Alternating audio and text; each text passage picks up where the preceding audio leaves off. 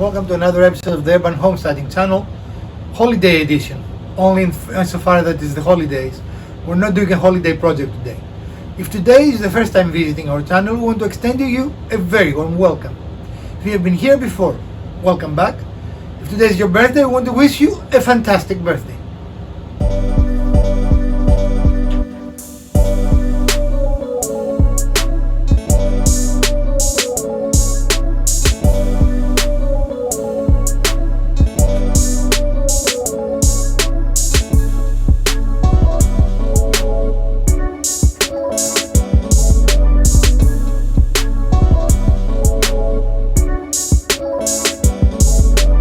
So today's project is born out of necessity, I would say, right?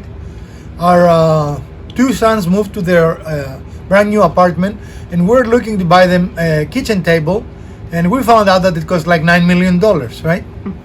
You can buy one of the plastics, what you call the plastic articulated ones at Walmart, Yeah. and those are about $49. So we decided that we are going to turn some of these, which are 2x4s, right, dimensional lumber, into one of these.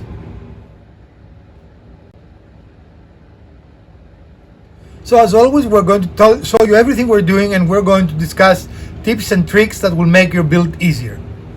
So we're starting by removing the bevel of the boards, and at the same time making the boards edge, so when we attach them next to each other, we're going to have a nice firm join. Okay? Okay.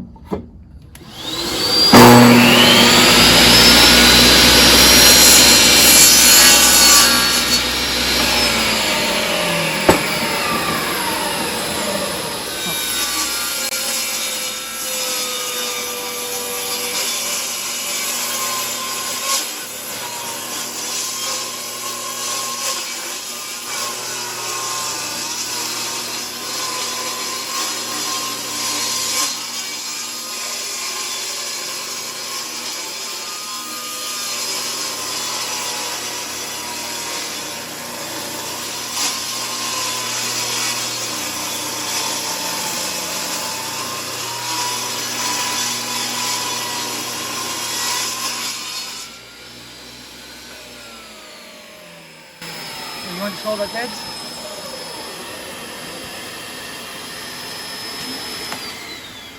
So as you can see, we have a very nice edge. And so we're going to do that to all 5 of the boards, and then we'll reset the saw to do the opposite edge Right, for economy of for all 5. Yeah. Right. Okay. So I just tip for you the perils of dimensional lumber, right? Out of our 5 pieces, 4 pieces were the same dimension, but this one here was not.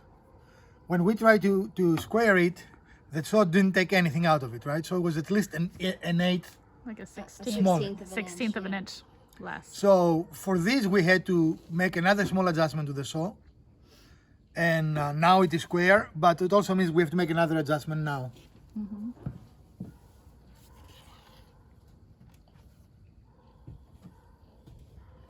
So we'll adjust it the next, 16th of an Yeah. inch, and then we'll do all the other sides. And hopefully we don't have any micro adjustments needed. Right. So we have finished milling our 5 tabletop pieces of lumber, and because we do not have a real good workplace, as you know, we're going to use our saw to do a dry fit and see how we like it to look. Okay. And this is something that is individual preference, right? I mean, you know. So we're going to look at each board, find the side we like, and then we're going to keep that board in the direction we like, and then we're going to do all the other boards, right? Right. So we think we found the orientation we like, and it's not perfect yet because we've not sanded. We're going to need to sand after we connect them, and we have decided we're going to use a combination of biscuits and pocket holes to assign the top, not to assemble the top. They both start with an H, all good, right? Right. Okay. Yep. Okay, you ready? So here we are, because we decided we like this orientation. We put marks on the boards from left to right, 1, 2, 3, 4, 5. And also we put a little arrow, a little tent, which indicates which is the top part of the board, right? So why do you think we did that, Ms. Wizard? So that we can tell how we're going to put them back together once we plane them. Right, so we don't have, because as we move them, they're going to change orientation. We want to make sure that this is how we're going to keep them.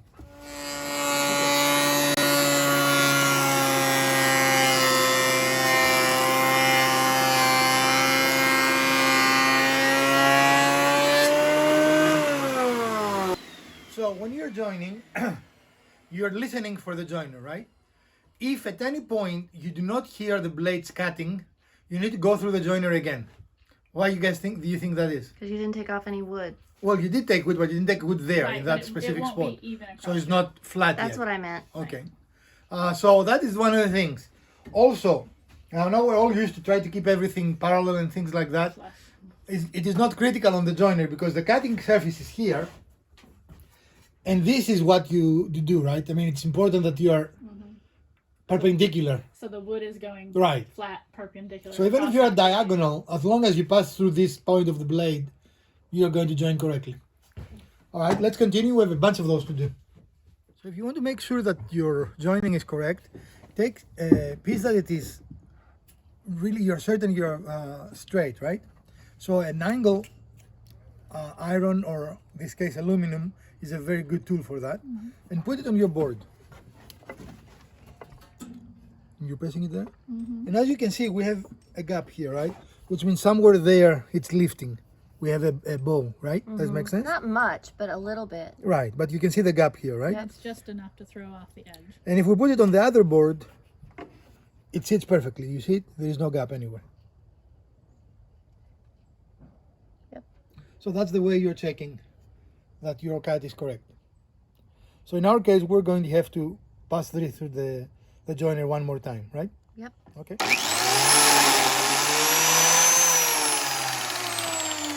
All right, so we're making our biscuit pockets in all our boards. We mark them as we usually do. You see the tick marks here, so they will align correctly. And then we're going to do the pocket holes. Then we're going to glue them and put them together.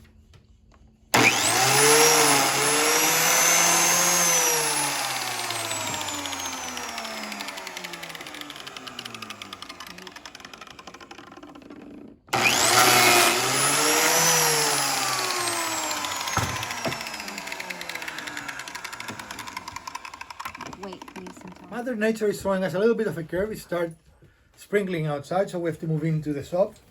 And this is a reasonably large project, so we were hoping we could do it outside. But the next step, we finish with the pockets for the biscuits.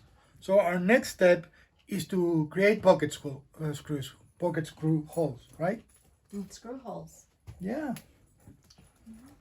So with our pocket holes made, I think it's here that you have to come around here, and our okay, we'll give them a little vertigo, but you know, and our Biscuits. biscuit pockets were ready to glue up.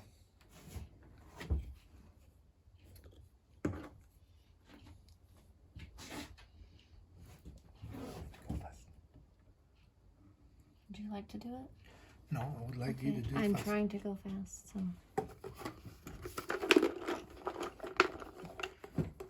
Lil, you need to, whichever you decide, put a bead on the boards too.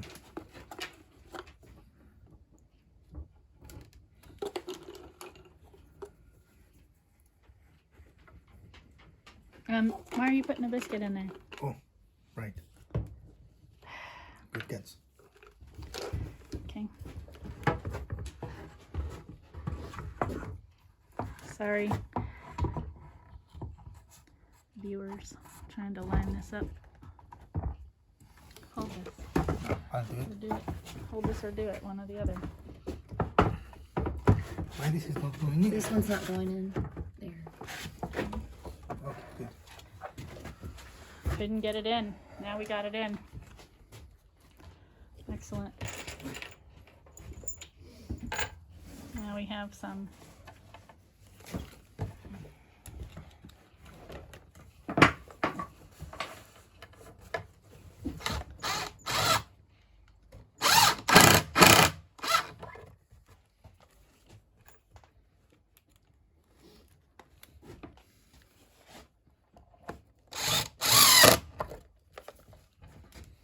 All right. We're going to do the same in all boards, and that will give us the top, right?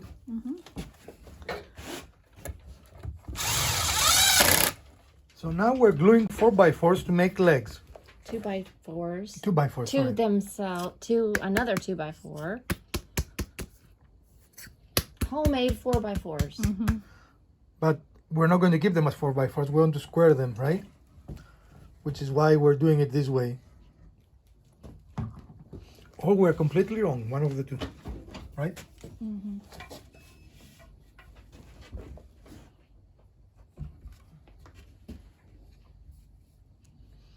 And this, by the virtue of gluing and the rain and us running out of time, will be a 2-day project maybe, right? Yeah, pretty sure. All right, and we see a lot of lumber here. You're looking about $1 million worth of lumber right here. Just about. We were really amazed how much money dimensional lumber cost us today, right? It's quite a bit. So we're going to finish that. We're going to let it dry, which is not a very exciting thing to watch. But we are going to let it dry, and then we're going to proceed from that point forward.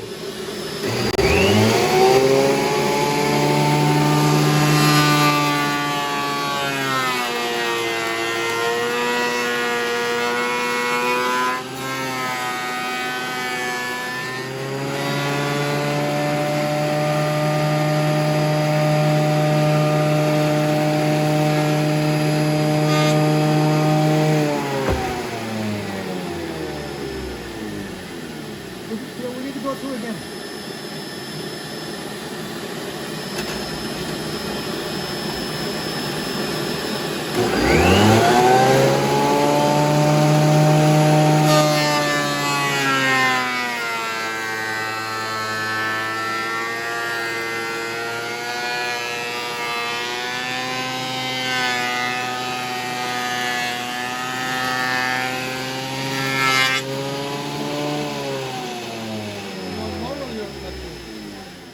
So we have assembled the top of our table. We're gluing it up, and the next step will be to make the edge flush. We made one edge flush as we assembled, and the other we have to cut a little bit, right? Because again, dimensional lumber is not always the exact dimension. Usually isn't. And these are kind of cutoffs too, right? They're small. We started with smaller pieces, Yeah. not full boards that you would normally buy. All right. We'll be right back.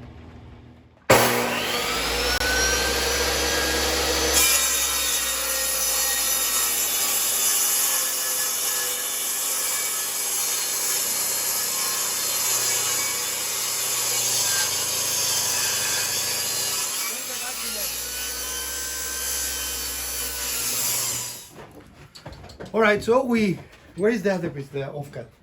Right there. So we squared our piece, and I don't know, maybe it's easier to see it that way, that it's squared, right? Yeah. Yep. And this is our offcut. So it was the right call to combine the two 2x4s, right? Yep. The next thing we have to cut is we have to cut it to the dimension, The height. But it's a nice glue up, and now you can see that it almost looks like one board here because it's a nice tight fit, and now that we've squared it off, it's pretty seamless. Yeah, it looks pretty good. Okay, we're going to do that in all 4 boards. So we need 3 more, right? So as we usually do, we set a stop. So our 4 legs will be all the same height, right? Again, consistency over accuracy. Right. Because if they're an eighth off, the stable will be straight. As long as they're all the same Right. height off. Right. So that's why we're doing it this way, and we're going to cut our last one.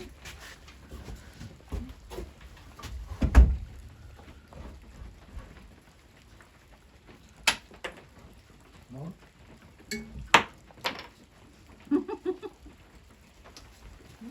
Yeah.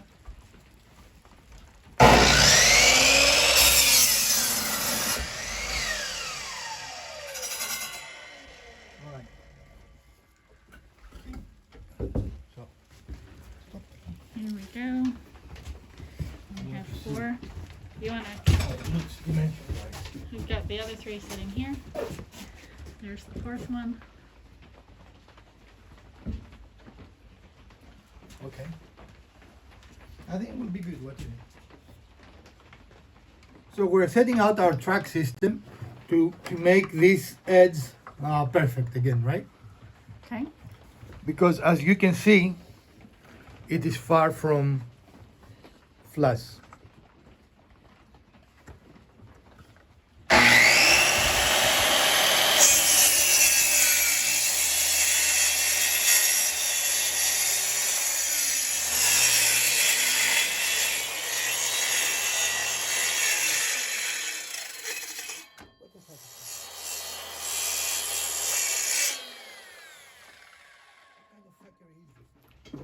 So as you can see now, we have a perfect straight edge here, which is exactly what we were looking for, and that is the strength of a track. So we couldn't have done that on the table. So, right, we finished planing our 4 legs, and keeping in mind that this is dimensional lumber, right? These are 2x4s. Mm-hmm. We are very pleased with the outcome. What do you guys think? I think they look really nice.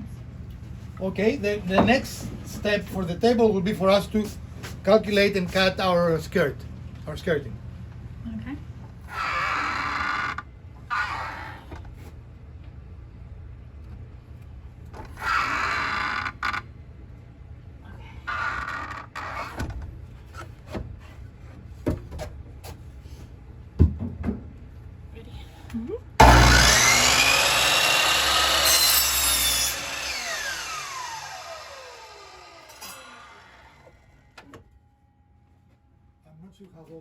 So here, were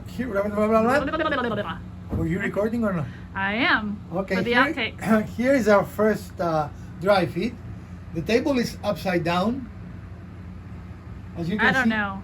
What? I'm not sure about it being upside down. It is upside down. Are you sure? Yes. I mean, the viewers could be confused. Why? I'm being sarcastic. Oh, okay.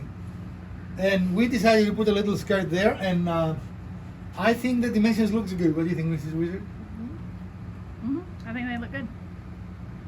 So the next step will be staining. That we decided we're going to stain it, right? Yep. And then final assembly.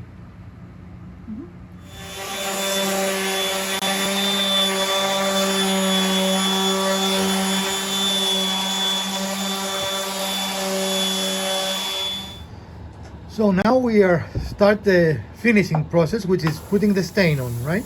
Yep. And the top of your seal looks really nice, I think, at least. Yep. Again, the stain choice is up to you. We're using the stain that matches all our other pieces of equipment. This is going, Furniture. yeah, equipment furniture. So you're gonna run your jacket through that stain. So this is going to our son's, and he has another piece of furniture. We made him a TV stand. We try to match.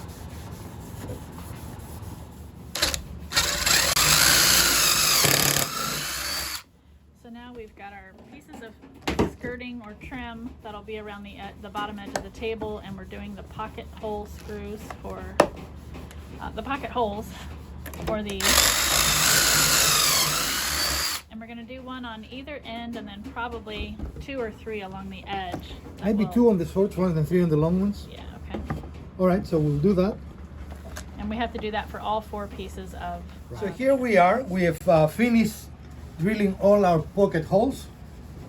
And always remember, all your pocket holes should be on the same side of your piece, otherwise you will end up very unhappy. And when you do your legs, remember there will be a skirt, right?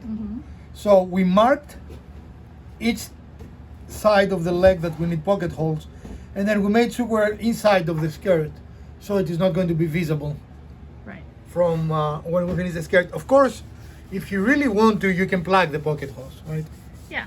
We are not going to do that. It is a utility table in essence, right? It is not a, That'd be a a very finished. nice utility table. Yeah, but it is. We built it for the boys because we looked for furniture and they were like $300 for 2 chairs and $1 million for a table. So it's like Yeah. it has gotten ridiculous, the prices. Okay. Now I don't remember our cost for the table. It was around $70, I think. Yeah. And you can make it cheaper. We use kind of heavy duty materials, but if you didn't want to, you could potentially do it for cheaper, right? Right. Right. Do you want me to show where we are in our staining process? Yeah, sure. Looking really nice. I think next actually we need to do the skirts and the legs. Yeah. Okay. All right. So now we're waiting for our stain to dry, but we see a very nice match between our skirt pieces, our top, and our legs. It looks like it's going to be a very nice piece of furniture. So we're going to wait until everything is dry, and we're going to put a coat of polyurethane, correct? Yep. and then we'll just assemble it. All right, friends, and here we are. The table is upside down, but it is fully assembled, right? Yep. We did not finish the underside of the table. You can, that's a personal choice. In most cases, furniture are not finished on the other side, right? Mm-hmm. You can see a series of our Craig screw pockets, and admittedly we overdid it a little bit, but it's going to be nice and strong, right? Yeah, it's a dining table. It'll get plenty of use, and it'll need to hold some weight. The skirts are both functional and add strength, so they're good. We have a nice tight fit everywhere, right? Yep. You want to go here, like on the outside? Mm-hmm. And then Yeah, we lower need to dust it off a little bit, Right. and we're gonna give it, some extra time to dry.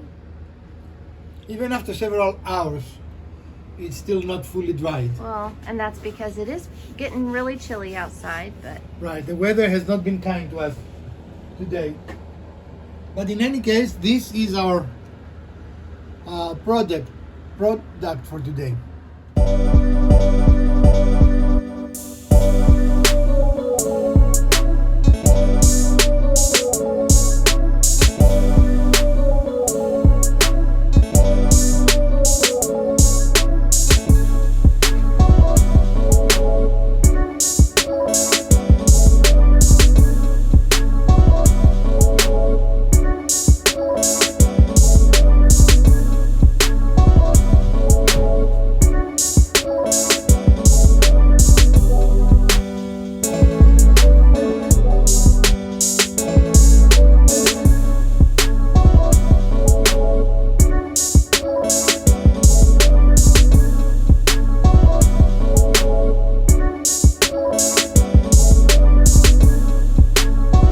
Table for today, and we are very pleased with the outcome, right?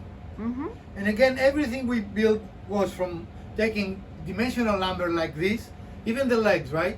Yep. Everything is dimensional lumber, and the overall effect is very nice. Do you remember the dimensions? I cannot right now. The top is made out of 2x6s, I mean the dimensions of the table. and the table is approximately 44 inches long by 30 Well, the standard inches height wide. is about, wide, yeah, I'm sorry. And the height is the standard height, which is about 32 inches, right? Yep. And I think we're right at 31. Is that Yep. what we chose? Why did we choose 2x material instead of 1x material? Well, we couldn't really find what we wanted that was in the right dimension without spending a lot of money. No, that's not what we choose 2x instead of 1x. But also because it's much more sturdy, and we know that tables get a lot of wear and tear. They need to be stable. They need to carry a lot of weight, and so we didn't want to use a lightweight material. And Mrs. Wizard wanted the table to be heavy. Yep. So here's our heavy table. We hope you enjoyed this episode.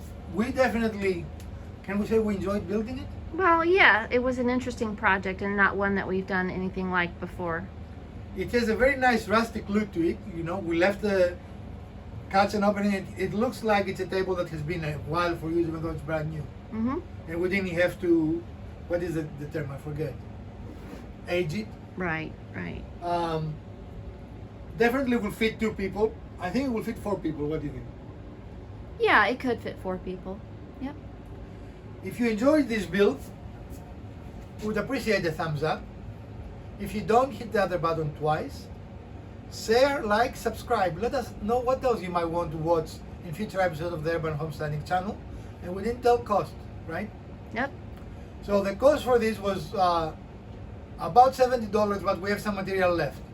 Yes, Right. we do. So depending on your, I would say $60 to $70, which when we were shopping, you cannot buy a table for that money. A Right. solid wood table for that money. Not right? not this heavy and finished, yeah. In any case, from Dr. Wizard, Mrs. Wizard, and the Urban Homesteading channel, stay safe, wash your hands, put your masks on, get vaccinated. So we're going to see you again next weekend, which is actually Christmas. Merry Christmas, everyone. Merry Christmas. Stay safe.